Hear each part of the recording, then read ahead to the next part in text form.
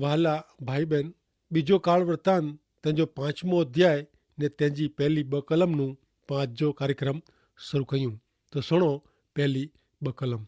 इन प्रमाणे सुलेमान ईश्वर जे मंदिर जो कम पूरो के सुलेमान इनजे पिता दाऊद जी अर्पण करेली वस्तु इते रूपो ने सोन ने मिड़े पात्र देव जे मंदिर जे भंडार में रखे।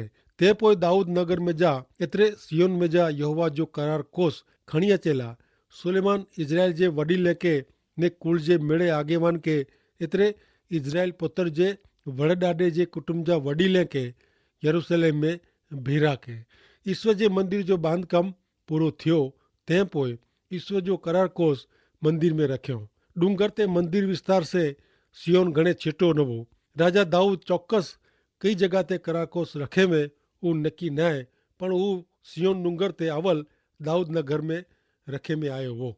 5वें अध्याय जी 6 कलम सुनो। सुलेमान राजा ने इन सामे भीरी थયેલી इज़राइल जी सजी जमात कोस वटे घणे घेटे ने बड़द जो बलिदान ॾिने। ही मिड़े बलिदान प्रभु यीशु ख्रिस्त जे बलिदान जो आगेवानी कंदा हुआ। हाणे नेरियूं बीजे काल वृत्तांत जे 5वें अध्याय जी 7 थी 9 कलमूं। याजक ईश्वर जे करार कोस के इंजी जगह ते मंदिर जे देववाणी स्थान में एतरे परम पवित्र स्थान में करूब जी जगह ते रखे।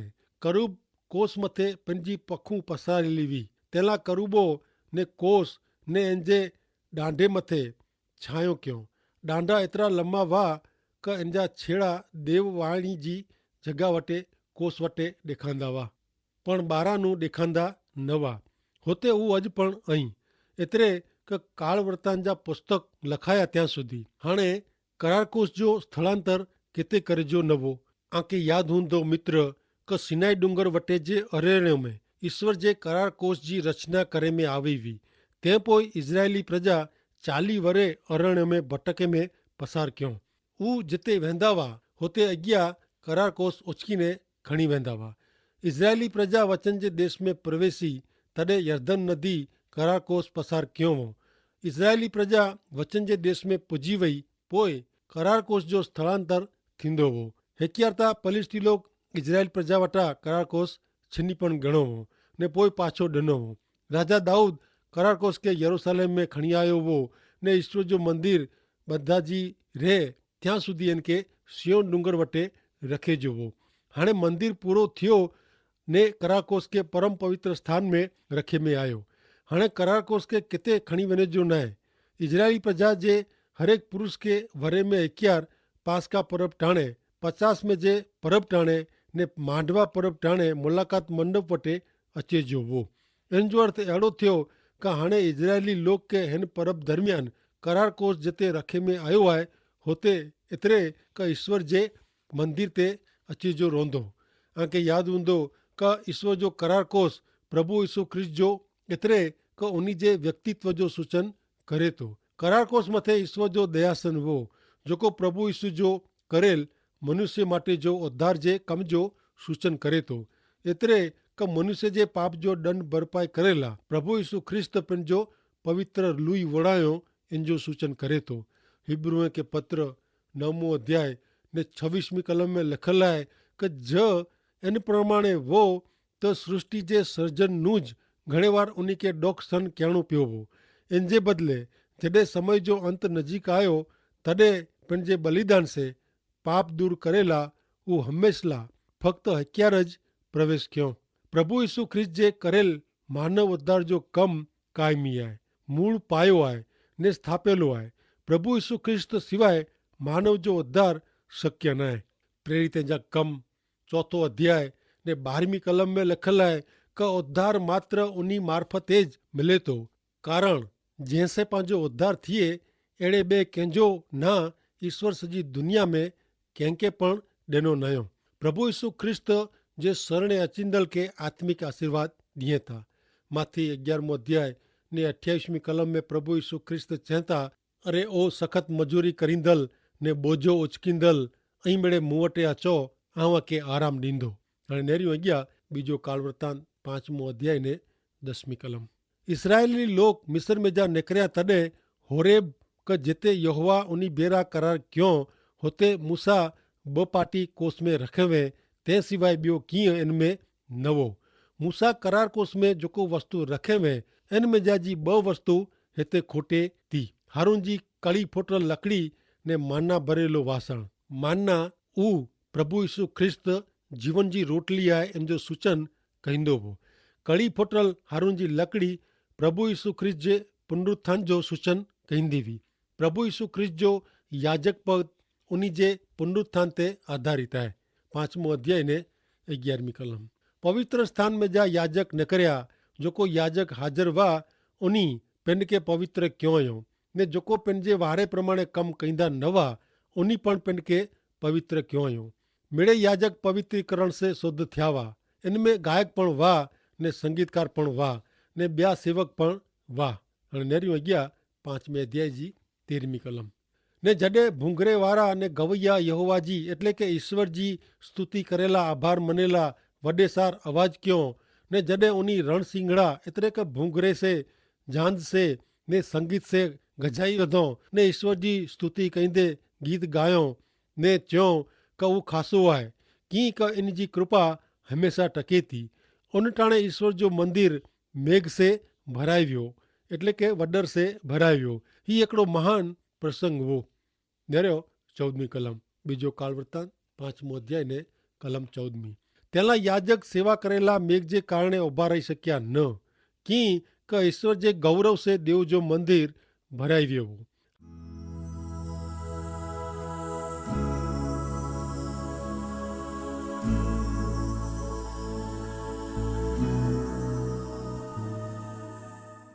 हाणे पा 6ठे अध्याय में नेरीबो त हेन प्रसंग ला राजा सुलेमान संदेशो दिए था ने मंदिर जे अर्पण ला प्रार्थना कई था। नेरियो बीजो काल वृत्तांत जो पुस्तक 6ठो अध्याय ने तेजी पहली 3 कलमूं। तडे सुलेमान चे क यहोवा च्योयो क आऊं ता उने अंधारे में रोंदो आऊं तो के रेला मंदिर ने हमेशा तो के रे जो स्थल बध्यो है। पो राजा सजी इजरायली जमात तरफ पिन जो मोह फेराई ने उन्हीं के आशीर्वाद दिनो। उन टाणे इजराइल जी सजी जमात उभी हुई। सुलेमान एकड़ो महान संदेशो दिए था। नेरो 6ठे अध्याय जी 4 कलम में चेता क इजराइल जे देव यहोवा के धन्य है जोको पिन जे मोह से मुझे पिता दाऊद जोको चेवे ऊ उन जे पिन जे हथे पूरो के आए। अहीं नेरो मित्र ईश्वर जे मंदिर जे बांधकाम माटे दाऊद राजा जवाबदार वो। बीजो कालवंतान 6ठो अध्याय ने 5મી ने 6ठी कलम। आऊं मुझे लोक के मिस्र देश में जा कढ़ी आयो उन दिनू आऊं मुझो ना होते रे तेला मंदिर बधेला इजराइल जे मेड़े कुल में जा कोई नगर के पसंद क्यों न है। ती मुझे इजराइल लोक मथे आऊं कोई माड़ू के अधिकारी थेला पसंद क्यों न है। पर मुझो ना रे तेला यरूशलेम के आऊं पसंद क्यों है ने मुझे इजरायली लोक जो उपरी थेला दाऊद के आऊं पसंद क्यों है। ईश्वर पंहिंजी पूरी ने मान्य इच्छा में हिन पृथ्वी जे केंद्र तरीके यरूशलेम के पसंद क्यों। हिकिड़ो ॾींहुं यरूशलेम पृथ्वी जो केंद्र बनी वेंदो। ईश्वर पंहिंजे मंदिर ला यरूशलेम के पसंद क्यों आयो ने इजरायली प्रजा ला राजा तरीके दाऊद के पसंद क्यों। मानवी जे उद्धारक ला पण ईश्वर दाऊद जे वंश के पसंद क्यों। ही पसंदगी करे पुठिया ईश्वर जी संपूर्ण पंहिंजी इच्छा है। मुंहिंजा मित्र घणे बार पंहिंजी पसंदगी ने ईश्वर जी पसंदगी विच घणे वॾो तफ़ावत वे थो। मूला ने आला मित्र ईश्वर वटे इच्छा आहे। ऐं मना थो क पंहिंजे बाळक ला ईश्वर जी इच्छा आहे क पंहिंजो बाळक किथे रहंदो ने किथे नौकरी कंदो वग़ैरह वग़ैरह। पंहिंजा ईश्वर पंहिंजे जीवन ला ईश्वर जी इच्छा में मेड़े बाबत जो समावेश थिए थो। पंहिंजी वॾी तकलीफ़ ईश्वर जी इच्छा जे केंद्र में रहणु उहो आहे। ईश्वर जी इच्छा विषे पाण घणे दलीलूं कयूं था ने करी सघूं पण उहो समय जो बगाड़ आहे। ईश्वर जी इच्छा जे केंद्र में हुअणु उज पाण लाइ हिकिड़ो कल्याणकारी स्थान आहे। हाणे नेरियो 6ठे अध्याय जी 7મી कलम। हाणे इज़राइल जे देव यहोवा जे नाला मंदिर ॿधे जो मुंहिंजे पिता दाऊद जे मन में हो। राजा सुलेमान चए थो क हू दाऊद जी इच्छा प्रमाणे ज वर्तियो आहे। मंदिर ॿधे में हू ईश्वर जी इच्छा प्रमाणे ज पगला भरे आहे। बीजो काल वृत्तांत 6ठो अध्याय 10મી ने 11મી कलम। इजरायली लोग मिस्र में जा निकरिया तॾे होरेब जिते ईश्वर उन्हीं से करार क्यों होते मूसा जेको 2 पाटी कोस में रखे हुए उन सिवाय इनमें ॿियो कीअं न हो। पवित्र स्थान में जा याजक न करया, जोको मेड़े याजक हाजिर हुआ उनी पिन के पवित्र क्यों हो, ने जोको पंहिंजे वारे जो कम कंदा न हुआ ऊ पण पिन के पवित्र क्यों हो। ही मेरे बाप तू ध्यान में रखे जी जरूर है। हाँ राजा सुलेमान मंदिर जे अर्पण जी प्रार्थना करे तो नेरियो बीजो काल वृतांत 6 अध्याय ने 12वीं ने 13वीं कलम में हिते लखल है कि वरी मेड़े गीत गाईंदल लेवी लोग एतरे आसाप हेमान यदुथुन ने उनी जा पुत्र ने उनी जा भा सने सण जा कपड़ा पहरीने झांझ सितार ने वीणा खणीने वेदी जी पूर्व बाजू ते उभा हुआ ने उनी बेरा 120 याजक पण रणसिंगड़ा वजाईंदा हुआ ने जडे रणसिंगड़ा वारो ने गाईंदल ईश्वर जी स्तुति करेला ने आभार मनेला वडे सार आवाज क्यों ने जडे उनी रणसिंगड़े से झांझ से ने वाजिंत्र से वडो संगीत वजायो ने ईश्वर जी स्तुति करीने च्यों क ऊ खासो है की क इनजी कृपा हमेशा टिके थी। उनटाणे ईश्वर जो मंदिर वडर से भराई वियो। अहीं नेरियो मित्र सुलेमान राजा घूंटण टेकीने प्रार्थना के सर्जनहार जी हाजरी में सर्जन घूंटण टेके ऊ बरोबर है। हाणे सुलेमान राजा पंहिंजी प्रार्थना जी शुरुआत ईश्वर जो आभार मनींदे करे तो। बीजो काल वृतांत 6 अध्याय 14वीं ने 15वीं कलम ने ऊ चे हे यहोवा इजराइल जा देव आकाश में ने पृथ्वी ते तो जड़ो कोई देव न है। तो जा सेवक पंहिंजे सच्चे दिल से तो वटे हले था उनी बेरो तू करार पारीए तो ने उनी ते तू कृपा रखे तो जो सेवक मुझो पिता दाऊद के तू जो वचन डिने वे ऊ तू इनला पारे है। हाँ तू तोजे मौत से जकी चे ऊ पंहिंजे हथे पूरो के है जी अज आए ती। ईश्वर सज्जनहार रही तेला ईश्वर दयालु ने वफादार रही तेला सुलेमान राजा ईश्वर जो आभार मने तो। ईश्वर उन्हीं जी कृपा में दाऊद जे हृदय में कम क्यों हो इजरायली प्रजा में कम क्यों हो ने सुलेमान राजा जे हृदय में ने जीवन में पण कम क्यों हो। पांजे जीवन में ने पांजे समय में घणे लोग के ईश्वर जो अनुभव करे जी जरूर है। एड़ो लगे तो क लोग पर्या उभा रही ने ईश्वर जो हथ मचकोड़े जो प्रयत्न कहिए था ने इनमें संतोष मनीए था ऊ पिंडनू ईश्वर के पर्या रखें था ने ते छता चहता क हा आऊं ईश्वर के ओळखां तो। मुझा मित्र पाके ईश्वर भेरो सच्चो ने पक्को संबंध रखी जी जरूर है ने लगातार ईश्वर जे संगत में रही जी जरूर है। हाणे नेरियूं बीजो काल वृतांत 6 अध्याय ने 18वीं कलम पण कोरो खरेखर ईश्वर माड़ू बेरा पृथ्वी ते वसे जो आकाश ने आकाश जा आकाश में ता तो जो समावेश थिए थी ना है तडे ही मंदिर जो को आऊं बध्यो है इनमें तो जो समावेश थिए ऊ कितरो असक्य है। ही घणे महत्व जी कलम है। अगाऊ इन विषय पा नेरी विया आहियूं सुलेमान राजा क इजराइल प्रजा ईश्वर के हिकड़े इमारत में क मकान में पूरी ॾिने जो इरादो रखंदो न हुआ कारण ऊ जाणदा हुआ क सॼी सृष्टि जा सर्जनहार ईश्वर के कोई मकान क इमारत में कैद करी सकाजे न। ईश्वर जो मंदिर ता मनुष्य जे ईश्वर वच्चे जी मुलाकात जो स्थल वो जगह हुई। 6 अध्याय 20वीं कलम रात डी हिन मंदिर तरफ एतरे जिन ठिकाणे विषय तू चए है क मुझो ना आऊं होते रखंदो उन तरफ तोजी अखियूं उगाड़ी रहे क जेथी तोजो सेवक हिन स्थल तरफ मों फेराईने प्रार्थना करे ऊ तू सुणे। अहीं नेरो मित्र ही मंदिर मनुष्य ईश्वर साथे मुलाकात करी सके तेला बनाए में आयो वो। 6 अध्याय ने 21वीं कलम तोजो सेवक ने तोजा इजरायली लोग हिन जगह ते मों फेराईने प्रार्थना करे तू उन्हीं जी याचना प्रार्थना सुणजे तोजे रहणाक में जा एतरे आकाश में जा तू सुणजे ने सुनी ने उन्हीं के माफ करीजे। इजरायली प्रजा जे जीवन में ईश्वर जो मंदिर केंद्र स्थाने रेवारो वो। हाणे अॻियां नेरियूं बीजो काल वृतांत 6 अध्याय 24 थी 25 कलम तोजा इजरायली लोग तो विरुद्ध पाप करे जे कारणे दुश्मन जे हथे मार खाए ने ज ऊ पछतावो करीने पंहिंजे देव तरीके तोके कबूल करीने हिन मंदिर में अचीने प्रार्थना करे तो तू आकाश में जा ऊ सुणीने तोजे इजरायली लोग जा पाप माफ करीजे ने देश जुको उन्हीं के ने उन्हीं जे वड़डाडे के डिने वारो अईं इनमें उन्हीं के पाछा कोठिया चीजे। इजरायली प्रजा पाप करे तडे उन्हीं के ईश्वर जे मंदिर तरफ पाछो फिरजो वो। 26वीं कलम जडे तो विरुद्ध पाप करे जे कारणे आकाश बंद थई वने ने वरसाद न वरसे उनटाणे वो हिन जगह तरफ मों फेराईने प्रार्थना करे ने तोजे ना जो स्मरण करे। हिन प्रमाणे जॾहिं तू उन्हीं के पीड़ा कईए ने ऊ पंहिंजे पापनु पाछा फेरे। लोक जे पाप जे कारणे जॾहिं देश में डोकार पे तॾहिं लोक के कोरो करे जोबो, तॾहिं उन्हीं के प्रार्थना में ईश्वर वटे पाछो फेरे जोबो। हाणे नेरी वग्या बीजो कारणता 6 अध्याय ने 28મી कलम।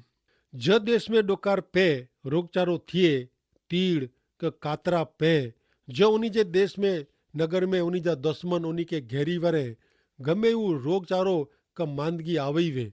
इजराइली लोग जे जीवन में गमे वो मुश्किली का आफत अचे तॾहिं उन्हीं के ईश्वर जे मंदिर में अचीने प्रार्थना करे जीवी।